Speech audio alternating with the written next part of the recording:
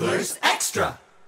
Joining me now for the catch of the day, it's Mark Ginther, sophomore, third baseman for the Chatham Anglers. Mark, welcome aboard. Hi, welcome.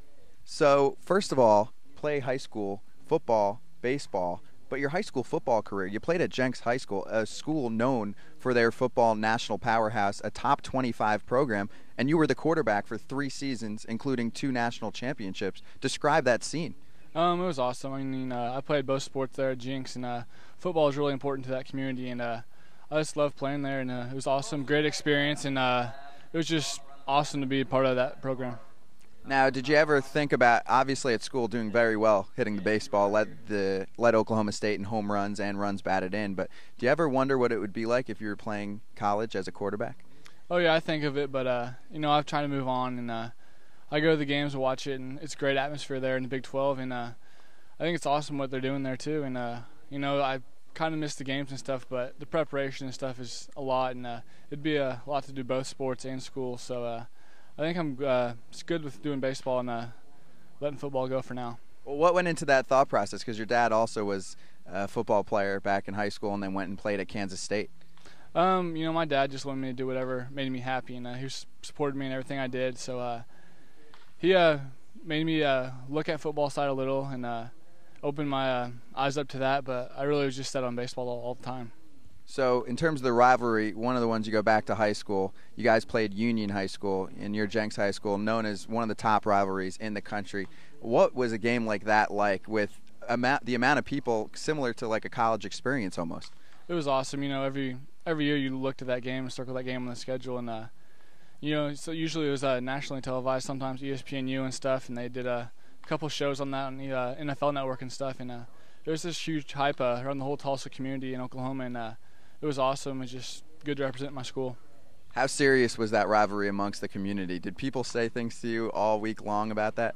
Oh yeah, it was preparation. All the local news channels were there to practice and stuff, and it's just made it more fun, and I like the hype. I like the atmosphere and stuff, and one of our players actually on the OSU team is from Union, so we give each other crap about that, and when they play, but it's great.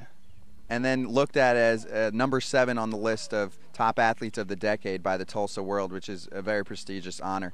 Is there sort of a legend status there at school? I guess. I mean, I don't really know.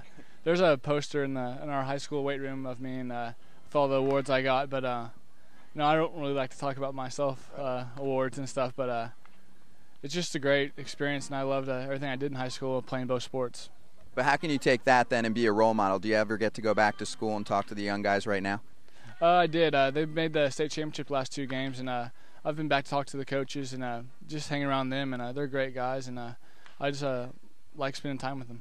Now moving on to this season here, 2010 with the Chatham Anglers. So far, so good, and you played last year in the Northwoods League, an all-star. How would you compare those 2 leagues? Because that's another league, and to give fans a sense of some of the other summer leagues across the country. The Northwoods League it was a good league, and you just play so many games. It's like a 65-game season, and it really wears on your body after playing like a 60-game season in college. And it's good competition. Obviously, the Cape's a little better, I think, definitely pitching-wise and stuff. But the main thing is I think the amount of games you play and the road trips and the bus rides. Here in the Cape, it's a lot better. Not as many bus rides and shorter bus rides, which makes it a better experience for the players. How long were your trips there? Sometimes 6, mostly 4 to 6, and one we went to Canada was 12 hours. Wow. So how does that affect your day then? Because here at Chatham, most of the games are local. Say you're going to play Orleans, something like that. That's a 15-minute drive tops.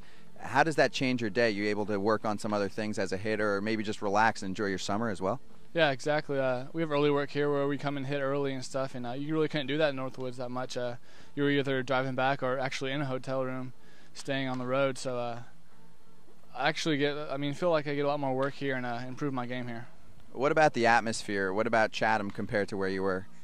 I like it a lot. The beach is awesome. I mean, hanging out there in the downtown area with all the shops, all that stuff's great. Great food, and I just really like it out here.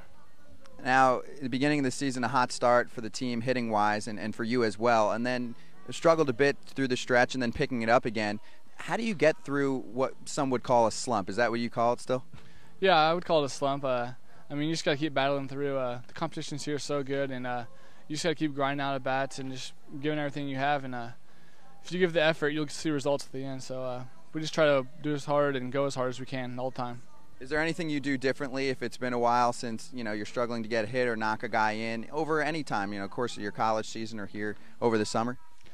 Just cage work and stuff, hitting the ball off the tee and working here with Coach Miller.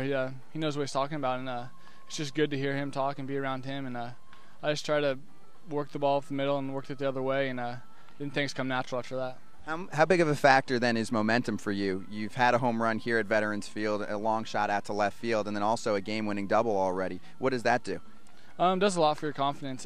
When you feel comfortable in the box, it changes your whole approach, I think. And once you see the ball good, you can react and hit it, and it's fun when you do good. So everyone enjoys that. On the defensive side of things, you played a pretty tough spot, third base. You've got righties hitting the ball really hard in what they call the hot corner.